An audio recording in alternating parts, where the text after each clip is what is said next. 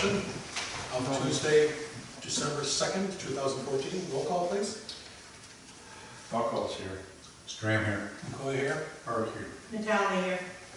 We have a quorum. Let the record show that Commissioners Salopek and Strube are not here. And as Joe mentioned, Mike may arrive a little later this week. Could we stand for a moment of silence and pledge of allegiance?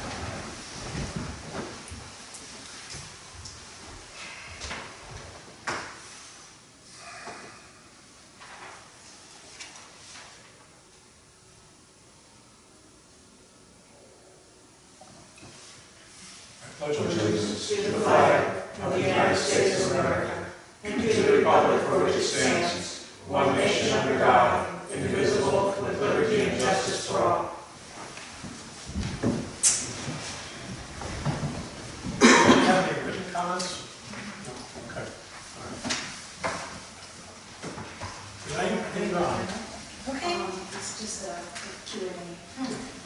So my name is Elaine Meal, and I'm the Executive Director of the Accomack Northampton Planning District Commission, and I'm serving as staff to the Planning Commission of Cape Charles for the purpose of an amendment to the comprehensive plan. And because of that, it was a requirement of Virginia for it to be reviewed and amended, and that's part of the presentation tonight, is talk about what was discussed and what will be presented and what the changes were to be made. So if we could go forward to the timeline, and I think after this time we'll have some public comment. If you have any particular question, I don't know how the commission, do you want to take it with the slide or do you want to wait till Why not? later? Because it puts it in context. Yeah, I think that. Okay, so the timeline review is this all started to get really serious in September of last year. At that time, I was contacted by the town officials to begin looking at some staff support for the town on their amendment. They did review it at that time and think that there was enough changes that needed to be made that it should actually have changes made. In Virginia, you are allowed to review it, write a letter that says you reviewed it, make no changes, and just add it to the record. But that was not what was found by the town officials. In October, the Planning Commission began their review of the actual plan, and they continued that actually through March of this year.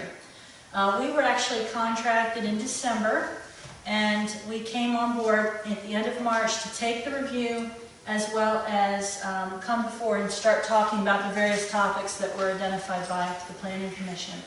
Can I have one more slide? So over the spring and summer, we worked on all of these defined topics. And as you can see, in about the end of August, early October, we were able to bring the first draft that's sort of in a final condition. Going forward, there were 2 public input sessions. This is the second one. There was one on Saturday, November 22nd. And I believe the Planning Commission intends to meet on the public input they get tonight, as well as the plan document on Tuesday, January 6th. Now, that's tentatively scheduled to finalize it. However, it is still open after that level as to when a public hearing and when it will be finalized. So going forward, if you'll slide on through. So there's a total of 363 revisions, 188 additions, 128 deletions. Something you have to keep in mind is a lot of the deletions also are an addition. So there's about 128 deletions, but there's probably about 128 additions associated with it. You can see an example of one is just a name change when you delete Bay Creek Marina and turn it into Kings Creek. That's actually counting 2. If you go forward. So I'm going to go through the main revisions, and these are not in any priority order because they actually are just how they appear in the plan, and that was based on the original structure of the plan. I don't think the Planning Commission at any time has considered rearranging it, and so understand that the first one is not necessarily the first priority. One of the things we looked at was the new census data. That led to us to add information about cost burden households and employment industries. It also led us to add an appendix that's at the end of the entire document. There's been some new language added on this idea of eventually having a good connection between Mason Avenue and the harbor, as well as some additional parking in that area, but without a designated time frame to do so. And finally, the new harbor access road was not planned in the original one, and so language has been added in this section. If you'll come forward, this is a sample data that was actually looked at the time by the Planning Commission before they made the edits they wanted. The cost burden household is something that comes out of the census. It's based on a HUD definition which says that households, if they're paying more than 30% of their total household income to just their housing cost, they're considered cost burden, and then it's tracked in the census. One of the things that I think was new information is the cost burden element is actually homeowners with a mortgage. It's not surprising because the 2010 census caught the whole housing thing that happened in the previous decade. If you'll come forward one more. Whoops. We'll get back there. Two. Yeah, two. Sorry. Some of the other language that was added was some new projects, such as this idea we want to go to 35 feet in the harbor, and we wanted to have that added to the plan. That wasn't in it originally. And there are two new goals that have been selected. These have come out of discussions that the Planning Commission had regarding the existing plan. The second one, continue to foster prosperity and strengthen households, actually came out of consideration of that 2010 data that showed that homeowners that had a mortgage were cost burdened. And so that was something new to think about. And so there's a sample new goal on that. Go forward. You go back just one. Sorry. Is it just going? Okay. Yeah. Sensitive buttons you have. Yeah. Yeah. This is actually a fairly major addition to the new plan. I think there's a consideration that there's a need for parking on both Mason Avenue and Bay Avenue. Bay Avenue seasonally, but Mason Avenue for the businesses. So we actually did some looking at the length of the size of the street and some research into the VDOT regulations so that we could determine if there was a way to increase parking safely on Mason Avenue and potentially Bay Avenue. And then additional projects were also identified that are kind of like maybe after those are done, we're going to look at these others. That includes the harbor and possibly the lots on Randolph Avenue that were purchased by the town. This is an example of the type of information the Planning Commission looked at when they determined this section. This is actually the regulations that VDOT puts out that governs the street improvements related to some of the improvements that were looked at. And so we wanted to make sure it was allowed in Virginia and that there was an existing project that possibly had already been done. We did find one that was in Purcellville, Virginia, which actually indicates that it is possible in Virginia to do some improvements to the Mason Avenue and Bay Avenue by VDOT. Going here, we have a new requirement. This is very new. This is less than a year old. This is the Chapter 729 Consistency Review. This one is a little bit tricky because at first it appeared that Cape Charles was not even going to fall under this new VDOT requirement. However, the new harbor access road is in the 6-year improvement plan, and because of that, we're required to do a Chapter 729 consistency review with VDOT. And so we have added that section, and we are absolutely expecting that that is one piece of this existing plan that's going to be completely revised based on their comments. They gave me a slideshow as to what was going to be required. It's the first time I've had opportunity to go through this type of review. And so we try to meet the bare minimum, but we'll see what they actually say when they get us the full review. One thing that came out was, we did, if you'll go back just one more. We took some existing information that's known by other entities such as the Eastern Shore Virginia Groundwater Committee and also the Southern Bike Trail that's been going on at the Eastern Shore Wildlife Refuge. And we wanted to go ahead and incorporate if there was going to be a connection to those things into the actual plan itself. And if you'll go on forward. So some of the data, so these are, and they did more than just talk about groundwater and things. They actually reviewed their water facilities This slide is taken straight out of the information that was given. It is based on the existing water plant and wells that the town owns and operates. And it is an informational slide. If you'll go on to the next one. This one is information that was done by the Eastern Shore Virginia Groundwater Committee that showed that over time there's a potential for saltwater intrusion in the town wells. And it was that type of information that was also presented so that they could consider it.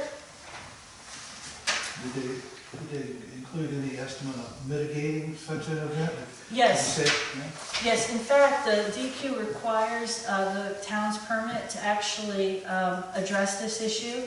One of the things that has happened is one of the wells, I believe it's number 5, I can't think of its name.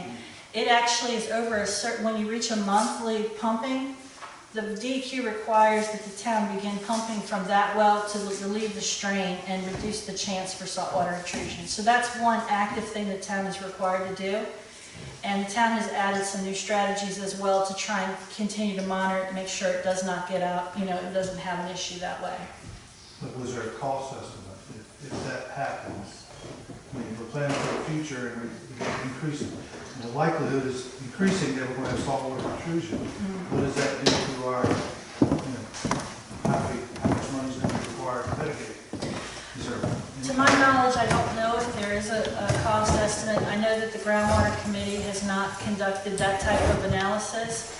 One of the things to do, though, is that they've taken the idea of what can you do to potentially avoid that cost by managing it a little differently. And I know that's where DEQ has required this well. It will reduce the chance that saltwater intrusion would occur. However, long term, it is something to at least be aware of and understand. You've got to monitor it. And we aren't talking long term, we're talking 10 years at a minimum and beyond. So, but Yeah, and plus the fact that we have the other well is not even operational. right, the check wells.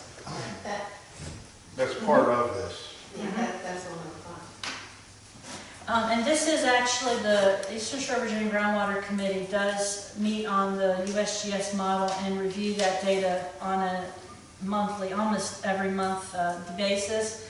And so they are aware of it, and they have, I know, conducted some educational events in the town of Cape Charles for the purpose of informing the residents and officials about this potential issue. And like I said, it's not happening today. So the idea is to manage it so it's longer in time and also possibly could be put off. And there may be some eventual other strategies that would have to be done, but for now, monitoring it and using this well is probably the best thing you can do cost effectively. So the other thing that was reviewed was the wastewater as well. There are no real new strategies. We did some updates based on the construction having already occurred. But they did consider things like the improvements on the ground that exist. Okay, one more. And this is just another example of the type of information that they had a chance to review prior to making their edits. And as you can see, we've actually talked to town officials to gather information, including the fact that the wastewater treatment plant is been designed to be expanded later if needed without as much cost to the town. So there was a lot of forethought in the construction to avoid cost in the future on the wastewater treatment plant. Come on in, Mike. This particular one was actually one of the more early discussions that was held. The hospital move is a big deal. And so it, of course, was not even on the radar screen when the previous comp plan was completely rewritten. It was in Assawattuck, nobody knew it might move. So there's a lot of new information about the hospital that has been put into the plan. And if you could go to some of the data that was reviewed. This isn't the full amount of data that was reviewed on the hospital. We actually took almost all of this information from the Certificate of Public Need application, which is, if you've seen it, it's a document that large. So we had to condense that down, and I've even condensed it further so that you have to review all of it. But one of the things we looked at was the patient admissions from this zip code. The Certificate of Public Need does not break the town of Cape Charles out separately from the zip code. tracks it just by this. So in 2009, they provided this information that a little over 60% of the Cape Charles zip code actually was going to Shore Memorial. And so you can see that was your particular line. If you go to the next one, this is some value-added data.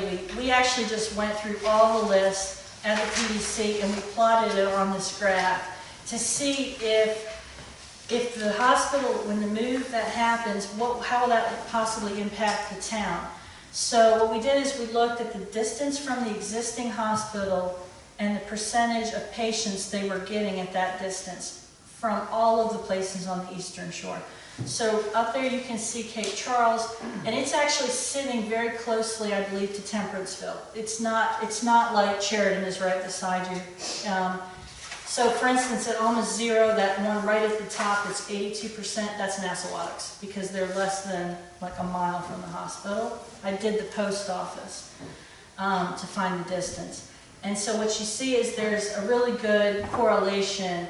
At 30 miles, folks are going to go to that hospital, and after that, it's going to be all over the map.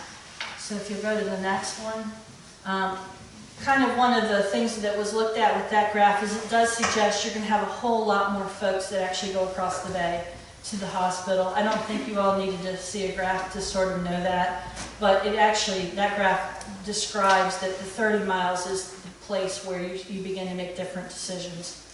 And in the new location, you'll be greater than 30 miles. The final things, I think this is the final revisions. We looked at the new facilities the town has, including the library expansion, the Mason Avenue Old Bank building, the town-owned lots on Stone Road, as well as adding that new appendix that I mentioned before. And if you'll go, I just wanted to make sure everyone understood that the facilities we're talking about is the Old Bank building, the lots behind the bank building, and then there's 7 contiguous lots right at the main intersection as you're coming into Cape Charles. So they considered those and added information in the plan on those items. And the demographics is based on the census for the most part, and this is just sample slides that were used. What you can see is this is the age plus population of the actual town itself, not the zip code. And it does show that there's a large population of residents over the age of 62, and that's the biggest group, if you'll move forward. They did look at the households as well, and there's a total of 516 permanent households in the town that has nothing to do with housing supply, that's just the permanent households. And then there was a lot of interest in looking at the seasonal use, and so we broke out the vacant housing units, and there's the census found 290 seasonal, occasional, or recreational use. That meant that there was someone who didn't claim that as their permanent residence, but it's not necessarily vacant. It could be rented, it could be whatever, but there's no permanent resident in that unit. Just 290? That's Yeah. what the census found. 2010. And that has really flipped, because it used to be 700 second households and 300 regular or permanent. Okay, I'm going to put that down. I'm not aware of any other estimate other than that one, but maybe is there an existing? It would be in some old minutes. Not permanent residents. 300 permanent residents and 700 second households is what we used to have.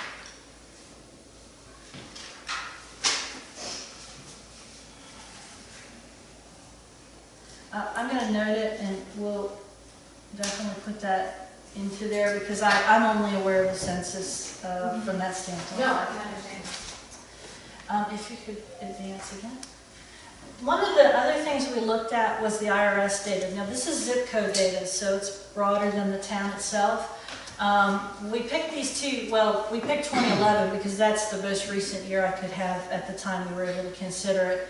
Unfortunately, the IRS zip code doesn't even get reported until April of the following year when everyone pays their taxes. And then the IRS takes a long time to get their data out. to the zip code level. So for that reason, that's the reason it's 2011. The zip code 2005, 2005, is that I just didn't want to get that bubble if I could, because it could have really skewed things. One of the things that's interesting is how the progress that the town, well, I should say the zip code has had, even though the numbers on the averages have not really gone up much, there's been a lot of movement about the returns in higher categories. So even though the average itself isn't necessarily showing a lot of movement, what is showing movement is folks moving into different categories. So that actually is pretty decent news for town folks. And so this is another thing that was looked at back to the census. We wanted to go ahead and look at the labor force, and we looked at where the town residents are employed. That's not how many businesses are in the town. That's where the folks who live in town go to work, and most of them do seem to go out to work in other places. And then the final thing I want to make sure is you all know where to find the whole thing. And it's actually on capecharles.org. And I know it is under the Planning Commission agendas. It may be actually in other places now as well. It's been under the Planning and Zoning Department. There's a page strictly for the comp plan. Right. And all of the data that was shown that was just samples, all of the actual data is there as well. If you go back to those dates, you can review the slideshows that have quite a bit more information than I was able to present tonight. So I think... Anybody have any other questions? Well, we just give you a run-through of the class of changes, the scope of the research we've done, mostly Elaine's done. We had a pretty robust comp plan thanks to Joan and her peers who did the first round. So this was fairly easy to update because we had a core that was very solid. That doesn't mean it was static. There were a number of changes that have gone on, and that's basically what we're accounting for in this new update. We're here to answer questions. If anybody has any. It's one of the few times to get us to interact. I guess I do have a question. Go ahead. And again, I'm not sure that I'm even correct in what I think I've been reading tonight. Just tonight I started reading. But in the introduction, there weren't many changes to the introduction. And like item 2.7, community facilities, it doesn't, it talks about the harbor master building and how we need to put in a permanent one. I thought it was permanent. I thought we've already done that. No, the harbor plan, That's not, that is still temporary. That's the background system. okay. Okay, so that's the kind of question that I had. All right.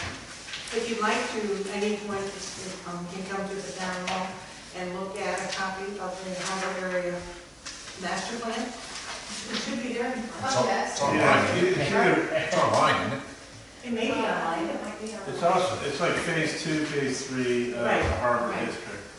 But where, to the right of where all of the ramps are, that abutment that comes out, that's where the ultimate harbor master's office will be. Where the crab, the Christmas crab thing is. 2.8 about transportation. It talks about the alley ownership.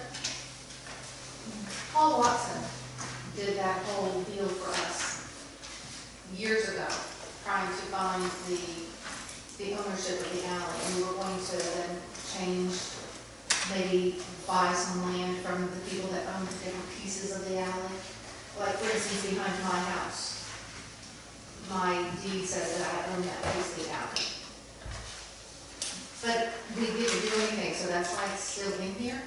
It's, even though Paul has done all his, An inventory, Paul did an inventory, Okay. Paul did not, we have not yet implemented a plan or made a that's plan. what I'm asking. We haven't made a plan yet to how is the town going to And we still progress, plan on what doing is the it. priority, and what alleys are important and which ones are out of question. Okay, so that's It's still, still, it is still viable. Okay, that's what I'm asking. Read it. Yeah, it had to do with, mostly emergency access. Behind the Mason Avenue, Right. that one was particularly an issue because of emergency access and the fact that is private property. That's the only one that's really, one of the ones is kind of really out of whack, because most of the other ones is to You the have center. as well, there's a It's couple. all Yeah. ones to the center. There are others. Yeah, there's others, but that by far is the worst. And that one's been being addressed from an emergency access perspective as the back entrance to the hotel was made, as the town bought the old Bank of America, and now they're looking at opening up some of that, but it's bits and pieces. Okay. It's still on the horizon. Okay, I'm good. Does Thank that you. help? Yeah. Yeah, I'm good. Any other questions? I have one. On the wastewater usage slide you had up there, it showed that the max daily usage was 200,000 gallons per day around the 4th of July. It was 250. 250. On other slides and other times when Bob Panic has spoken on behalf of the PSA, I've seen much higher numbers. Well, you have to be careful about frame of reference. Okay. Bob's very adamant about making sure we understand the difference between mean and peak. He may have been quoting peak numbers. No, he's always quoted average over the year. That, so you always He's says, always quoted average. And then qualified it quite clearly, I'm sure. Yeah, no, it's all based on the average usage, it's not about peak. And if I remember correctly, he's mentioned that, you're right, that number's not There it right. says peak use, That July says- 4th, That 200. peak use number's not right. that number is way off compared to what he said publicly in many forums repeatedly. Yeah, that one's, 250 is what the DEQ says we're allowed to have. Yes. it's but- average daily use over the whole 365 days a year. Right, but that one said That's what we're peak. allowed by DEQ. But that one said peak, and I know the peak is way above that. Because everything's in the discharge into the bay with phosphates and everything else that go along with it. That number actually came from a phone conversation I had with him, so it is possible that maybe he said 200 on the phone, and maybe he just said that and it wasn't right. I will call and make sure of the real number Okay. before we go forward and just confirm it, because it may have been something as simple as he was looking at something and said, oh, it's 200, and it was really something else. But yeah, that came from Mr. Pan. Okay. We're gonna peak use a couple times. I'll call and I'll ask that one. Or it could have been the notion that that average peaks, meaning the average goes much higher at that time of year or something, in Bob's mind. The July It could be 4th is, clarified. Of course, I mean, that's exactly, it does go. Yeah. That is like the pinnacle of peak around here. But the capacity has to be able to accommodate your people, or you've got big trouble. Absolutely, Sustaining absolutely. period. Yep. Yeah, but they look at it based on daily average use. Right. That's the big problem, what the EQ is doing.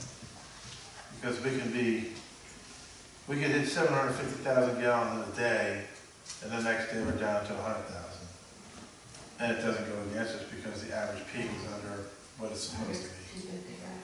That's the problem. And I brought that up to them many times. Right. Not in this context, totally different, when it was at the planning commission. Sorry, the other one, the town council. Or the PSA, well, I can't remember which one, probably PSA. Any other questions? Yeah, I have a few questions and comments.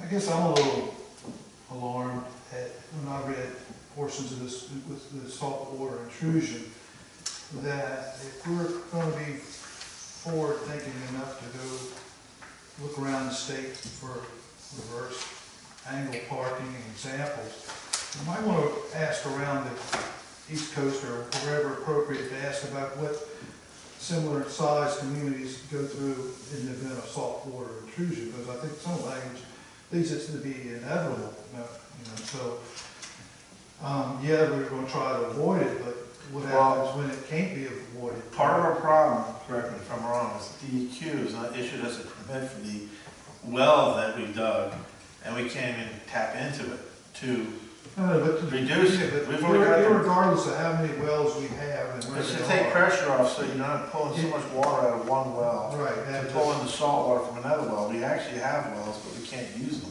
but in the Because we don't event have that it permits for it. happens, in the event that it happens, what you tell what the water bill be? That could seem, talk about wiping out all the hard work to build up a local economy. That saltwater intrusion minus a hurricane is a pretty big threat, I would think, being that our rates are fairly considered prohibitive. So As I understand it, it's not something that will change overnight. It's something that is monitored. It has been being monitored on a monthly basis by the town for a number of years. Still, my question remains, is there been any modeling of costs associated with when it would occur, under whatever circumstance? Well, I guess we've talked about it, we've talked about reverse osmosis. The problem is with that, you can't do anything about that because it's coming down so rapidly. But, I mean, does everybody here feel certain it's already happened in other coastal communities in this country? Somewhere? It's happened up at Cape Cod. Well, there you go. Well, what did that do to their cost? Did it double, triple? That they're still less than Cape Charles. Did it double or Well, triple? it's different population. I think if we're Yeah, planning, quite a bit, that's quite a bit. that seems to be a big ticket issue. Yeah, no, nothing to do with that, but we're also gonna look at how much, what are we pulling out? I would say I it worked. don't have the I number forget, tonight, but I do think I could call someone and possibly get at least the cost of a reverse osmosis system, and possibly find a community where it has happened, but I don't know that information now. Greenville also may be a possibility, because I remember my father-in-law used to be on that board. Yeah, believe it or not, we're not even pulling out anywhere near the. And they had water reverse versus osmosis. Ticketed to, right?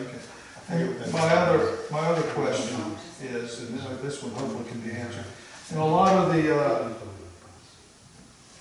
text, so page 30, 35, 45, and further, okay, those anyway. We referring to the intersection of Fig and Randolph as needing to incorporate traffic calming techniques. 45, again, says traffic calming management. It strikes out the word roundabout. So my question is,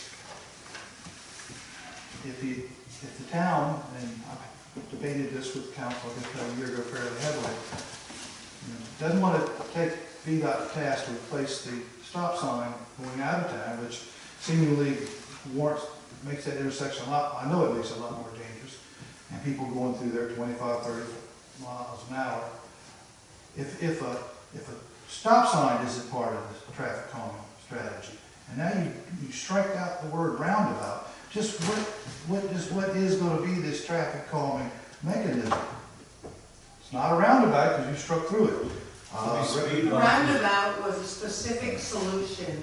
We changed the wording, correct me if I'm wrong, to traffic calming to allow for whatever alternatives VDOT would permit. VDOT would Including a roundabout, including stop signs, including traffic bumps. There are a number of different things that Why could would be you used. strike out?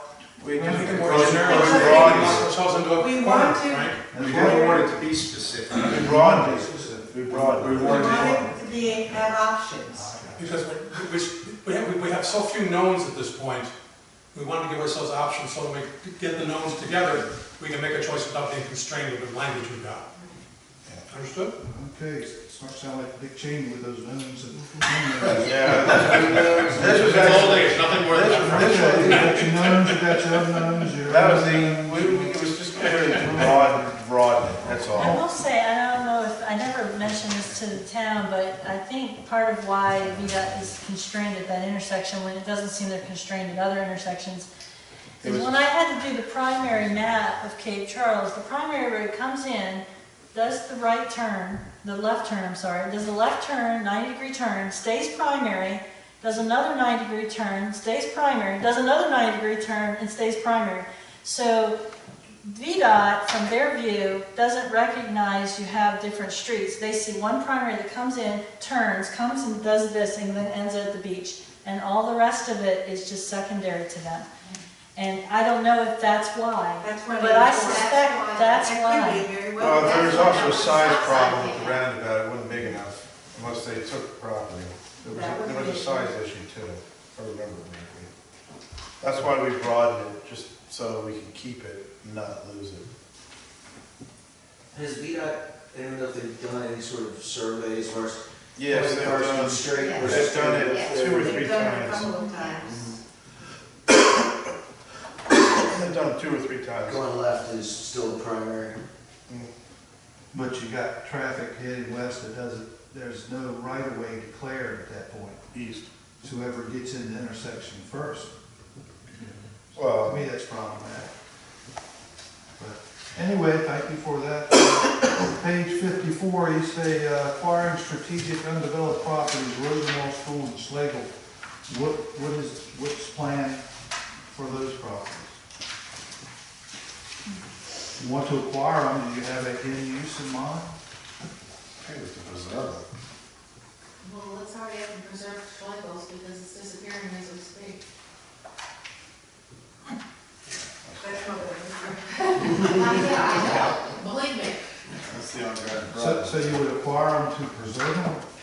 I think the Roosevelt especially, I think was part of it, if I remember correctly. I mean, we're talking conversations had, that was the early on conversation.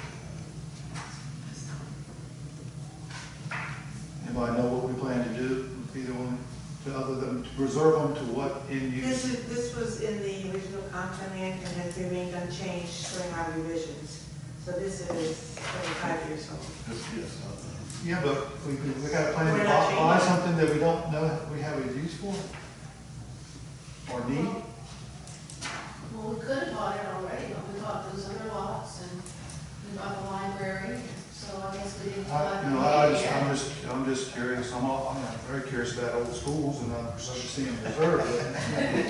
Ding, The idea that we want to acquire one that's listed for 600,000 when we violated a business building maintenance code by not preserving the one we gave away.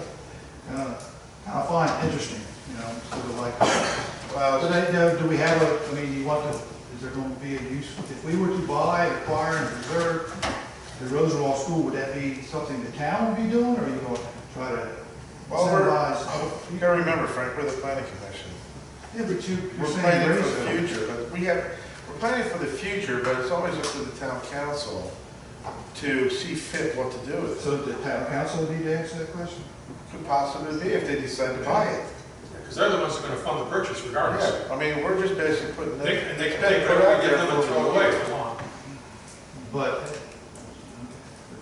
you just left it in there because it was in there, you don't particularly know what it didn't. At one point, there was talk How do you know what to with the take out? harbor area, when it was created, there was talk of having a walkway that actually went from the harbor through this stiff area and coming out onto the Rosenwall built plot of property. And they had talked at one point about that possibly being a good community center. And also the land where the sewage treatment plant But is, a there's a recreation thing. area. Pardon? Yeah. So we brought in a, So that was the thought that put that in there. And that may still be viable at some point in the future, but we don't know the timing of things. So we're just probably trying to keep options open. And this is just setting a direction. It isn't setting anything concrete. But if it isn't in the comp plan, some people say we shouldn't do it at all. So the whole point is to put the opportunities in there as a way to try to make decisions and weigh alternatives. Very well said. well, I was glad to see that you got the language on page 9 about citizens wanting commercial development in the town and not on Route 13, but I don't. That hasn't changed. Huh? That hasn't changed. That hasn't changed, I'm saying, I'm glad to see you leave it in there. However, I don't think the town council is, as a whole is agreeing with that. However, the other, I guess, an inconsistency, on page 54, on these goals, you've got establishing a community center on page 54.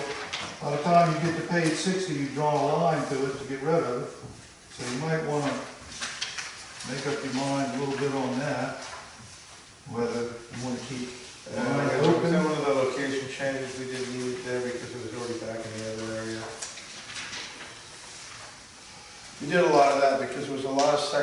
stuff that overlapped and, didn't need to be in certain areas, so we took it out of certain areas and put it, left it in the other areas. Because it was just redundant, that's why we did that. I'm pretty sure that was one of them. All right. What was the heading on page 6? I don't have it.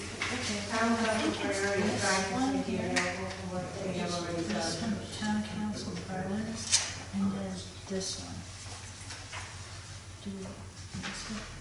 We might have missed it, but I know we left it, we definitely left it in the community center. Isn't this the community center? No. We need, Civic center. I don't, Yeah, what's the difference? That's the town council priorities. Priorities. The town council has to tell us what the priorities are if they change from that anyway, so. this, I know we deleted stuff out of certain sections because of redundancy. We will check that. Even if they're all present, but they none of them.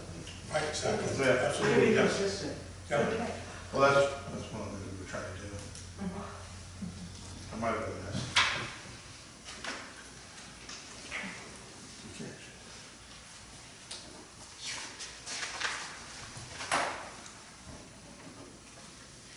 Any other questions?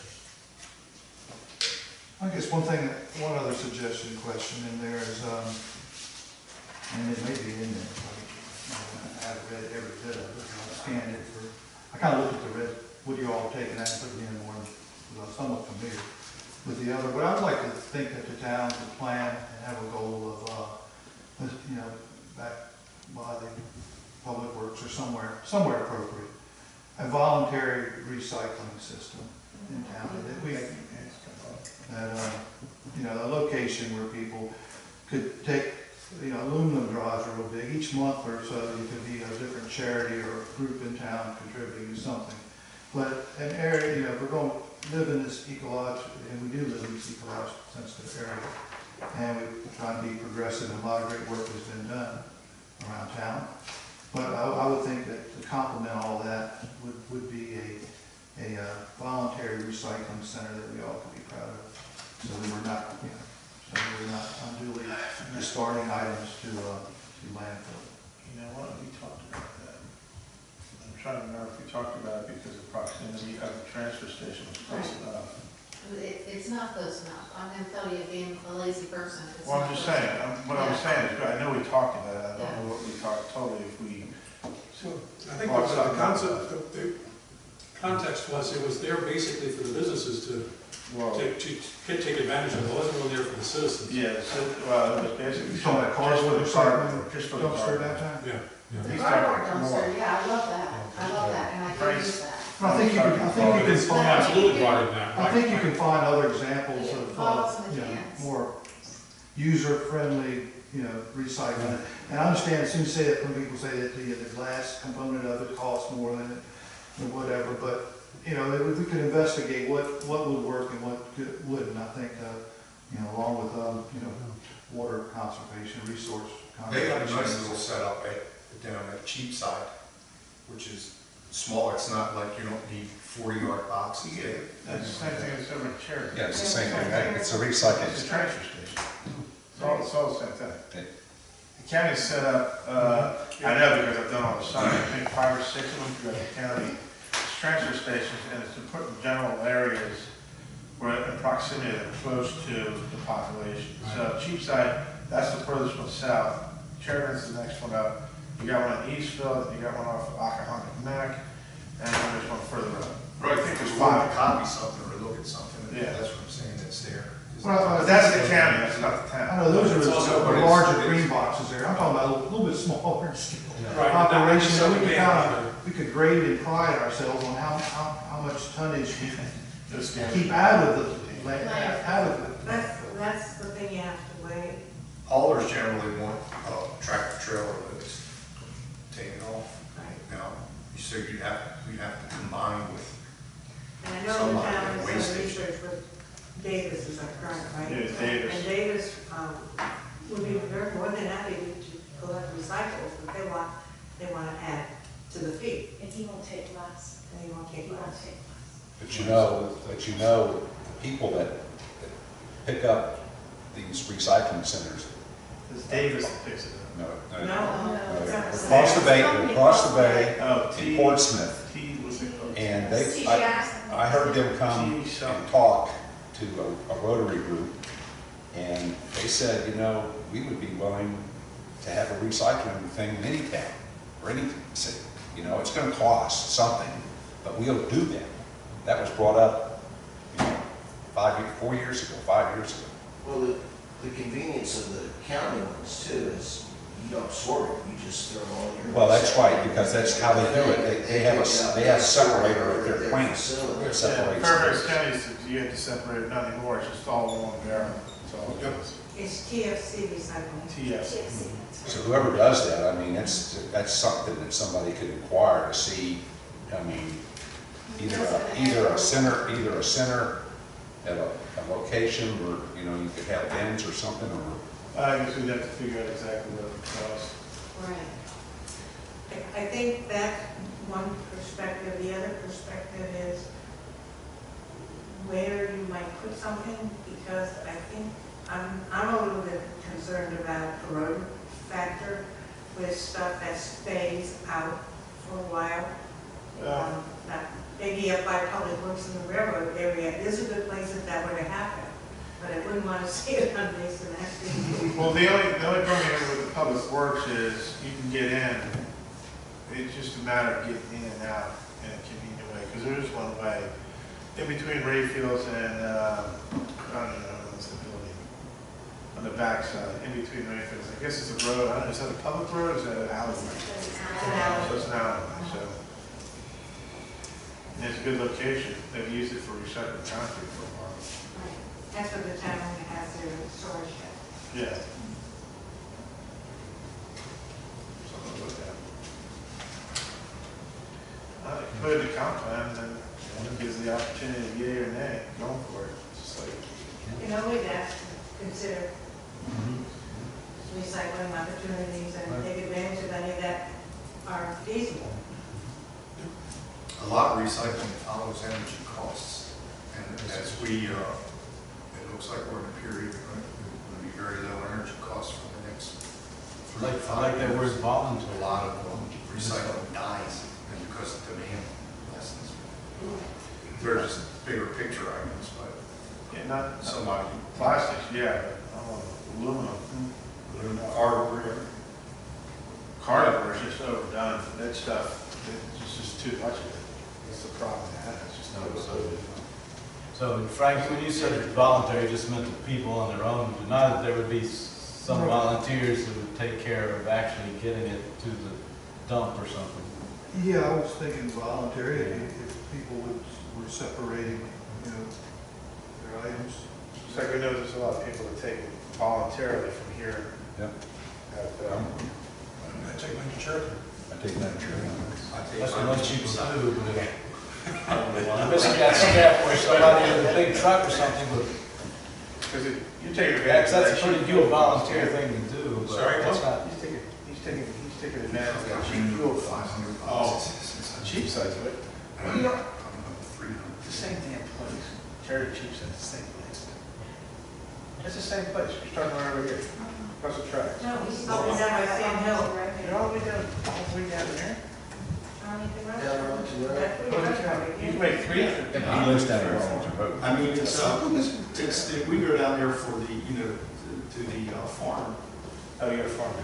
and, All right. Takes the trash away. New landfill, huh? I'm just kidding. He's got pigs and he takes his garbage over. Chickens are very I have chickens, I think I have chickens.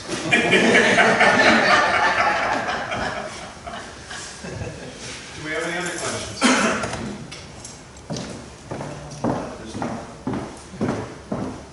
Well, no, we'll have more reviews because this is still a work in progress. We got feedback we got from you guys, we can incorporate. And after we review and see whether or not it makes sense for everybody. And go from there and do another one. We've got to educate town council on all this stuff yet. So there's another opportunity for people to come voice their concerns. But thanks for coming because we had a Saturday session to see how that would work. And, Well, if you do another day, I think, yeah, we thought for the out of town, for We people worked during that, the week, so we said, okay, we'll open on Saturday. Yeah, it was A lot of people don't work on Saturday. Oh, I know, I was being smart, I was being yeah, smart. well, one of the things we brought up last time is how can we get the word out a little better? The only thing we can do is personally, like what I did tonight, which is Hey, I'm day, here. a day late, a dollar short. I didn't realize it was tonight because I've been so busy, not really paying attention. I only paid attention was in front of me half the time. When that busy. Look at my life. So, but if we decide to have another one, I'll do my personally my damnedest to get that. Because there are a lot of people. I've got enough connections out there that can get it out there. Like I got a text from someone. So I really need to know. I was like, well, what's your opinion? What's going to happen in this town, or the potential? You give me your feedback to how you want to see the town go. That's what we're doing. Well, I know one thing that might have, I'm signing up obviously for all the e-notifications from the town and everything. This particular meeting, the e-notification came out pretty early for it. It was like over a week prior to it or whatever. And I wonder if there's a way just to send a second ping or whatever the day before or something like That's that. through the website, and it's an Yeah. automated thing, and then they send the notifications typically like a week When- ahead of yeah. time, Right. a week prior to the That's you event. have to sign. You And I have to can't physically control sign it. up. Yeah, sign up for it. You have to sign up for that. I get enough of that, honestly. I get enough of it anyway.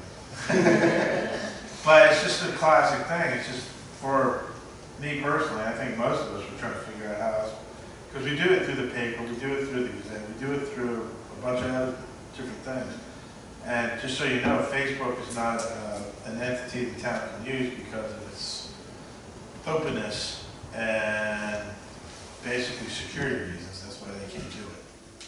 So I think by us, at least I did, As an individual. as an individual, say, hey, you know, be there, be square kind of thing. And it's got to be one person. That's cute. Next No, time, I did it at 5 o'clock. My business is on Facebook, so I had to look at it anyway. An hour before, everybody's like, oh. So there you go. That's why I got one. Do I really need to show up? It's like, but I think a lot of them ones, you know, if I can, you know, if we do this again, I think, you know, at least I can try to target more business owners because, you know, there are a lot of them, it's the class, everybody's gonna cry about it, not being, you know, not voicing their opinion, and basically then whine about what happens, because it's like, you got, you know, an open forum about coming in here and voicing your opinion, how you want to see the town go. We've already done all this work. Did we miss something? Yeah, Frank's pointed out something. We missed something. So we should do that. That's why we're doing this. So, but I think the more people that hopefully read it, Maybe we need to Makes the town. educate the public better too on what the comprehensive plan is, how important it is. I know, I mean, we've tried. It's just one of those things you can go out there and talk to you blue in your face. I know, it's even like, just even on the the comprehensive plan, and then you've got the PSA line there, just as an example. I'm not trying to open a can of worms here.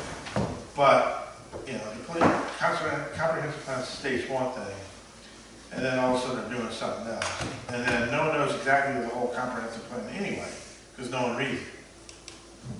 Well, I bet you can suppose it all you want. Some people do, but you know what I mean? And then they want to cry like, oh, what are you doing? It's not right. It's like, there's a lot to the comprehensive plan. I mean, It's very comprehensive. well, the Harbor District is one of the biggest things that we've worked on because that's the biggest growth we're gonna have. Right. It really is. some of us, when we got appointed to this board, where we volunteered for it, got accepted, went to Richmond to Yes. take a course to Yes. become certified planners. Right. During the process of that, we took our comprehensive plan to the instructor over there, and this guy's been like around forever, super planner, or whatever you want to call this guy. But we were in with some high rollers, Fairfax, people like that, and they held our comprehensive plan up as a very good example. Because most of them, Over there. most of them are clueless what was going on with the comprehensive plan, and they looked at us like, wow, you guys know what you're doing. That's because. Just based the on previous how it was laid planners, out. when they were doing this comprehensive plan, were going to that class in Charlottesville for 4 days in a row. Yeah. And one of them was an attorney. Well, So they I had think that that's against them. one reason that it was done so well, because they were right there learning it. It made our life Time it easy. was written. Yeah, We but I mean, also, so. we also changed dramatically the format. That's exactly right. And that had nothing to do with the house. You were, yeah, And that had to do with readability. yeah. I think one thing that would help maybe get more people out is emphasize the fact that it's supposed to be an open forum. I didn't realize it was an open forum until Donna told me that it was an open forum for this. Yeah, there's a few times. Yeah, we got, this Yeah. is unusual, it happens. Yeah, exactly. So I didn't realize it was an open forum. I was just gonna come and she said, well, you know it's open forum, and I'm like, really? Your 3 minutes, Greg, your 3 minutes are up, sorry. And so I think to stress that fact that it's supposed to be an open dialogue would perhaps get more people out than just come to hear what you have to say about the plan. I think Andy raises a good point when you see the government's actions deviate from the comprehensive plan. But you can take a lot of different That's what we sections. can You do can about take, it, though. as recent history before, you can take a lot of different sections to justify just about anything going on in this town. However, some language is stronger than others. So I guess, is it Emily, I'm sorry, Elaine? Elaine, now, is there a legal component to, how closely does the state of Virginia want their municipalities and communities to adhere to the comprehensive plan? They require you to update every 5 years. How would, how, There's a few legal things associated with it. I'm not an attorney, and I'm sure I don't know everything that is legal about it, but the ones I'm familiar with through my work are you have to have a comprehensive plan adopted to have a zoning ordinance. You can't have a zoning ordinance and no comp plan. okay. And that has to do with you required to have a land use plan. I know if you're an agricultural jurisdiction, you have ag, there's certain things you can do like ag forestal districts that require a comprehensive plan before you can do it. And I have seen in several cases developers use a comprehensive plan as a means to get a special use permit and conditional use permits approved at the level of they want to develop a piece of property. So that's what my knowledge is directly of Virginia and what I have seen legally. That's not to say that's the be-all and end-all of it.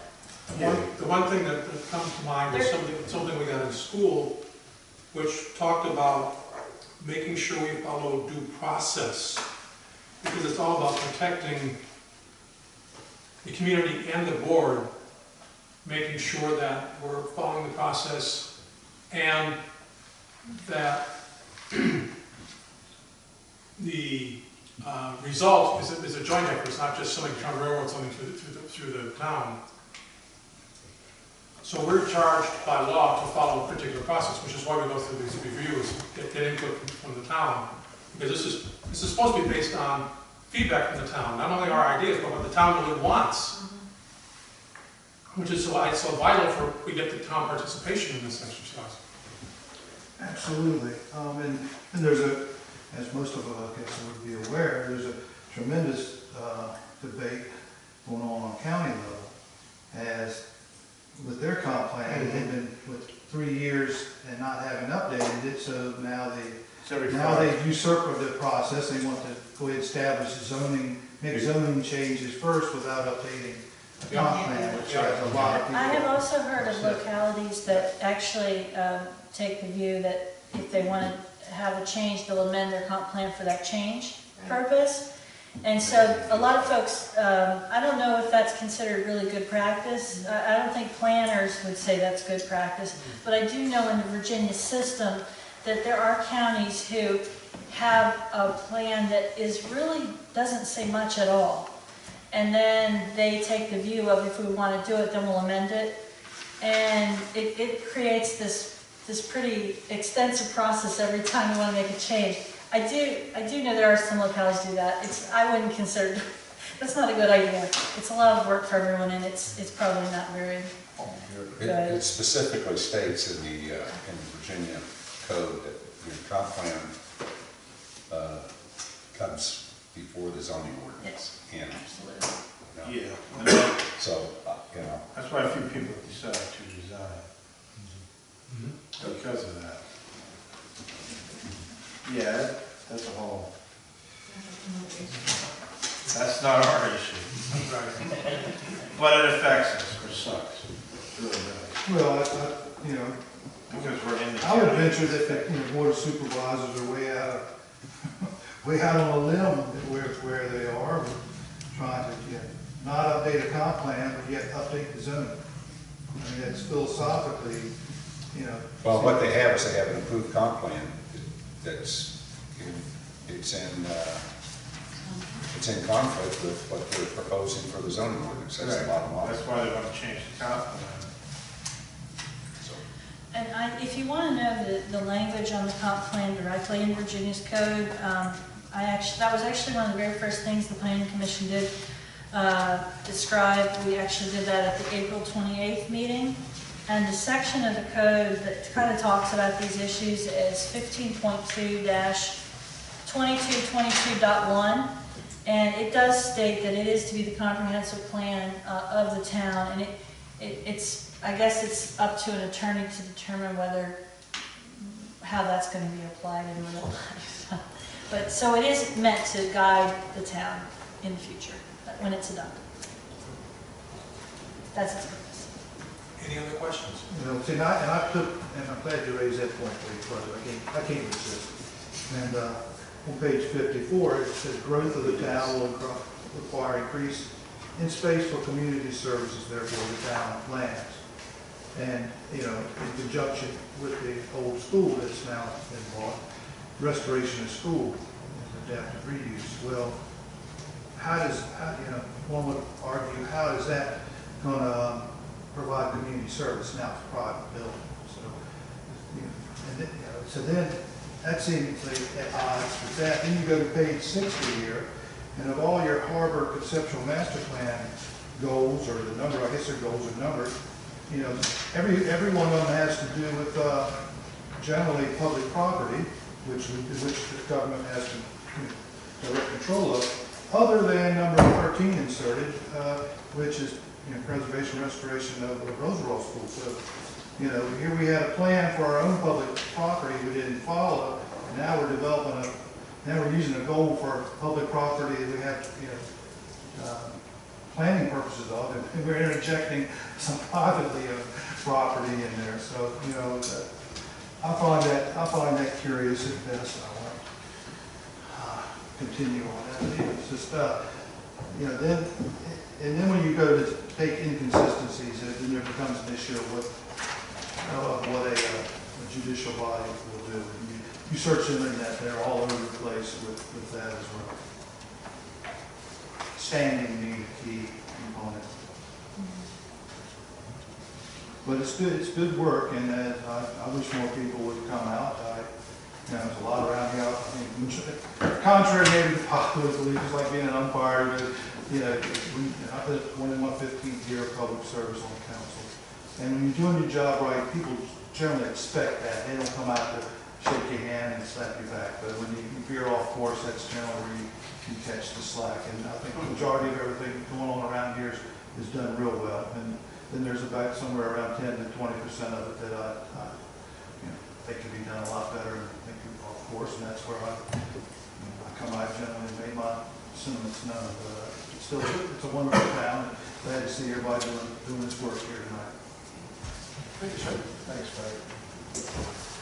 One last call. Any more questions? No? Do I have a motion to adjourn? So I make a motion to adjourn. Any second? Second. All in favor? All opposed? It's closed. Thank you. Thanks again, folks. Thanks for coming.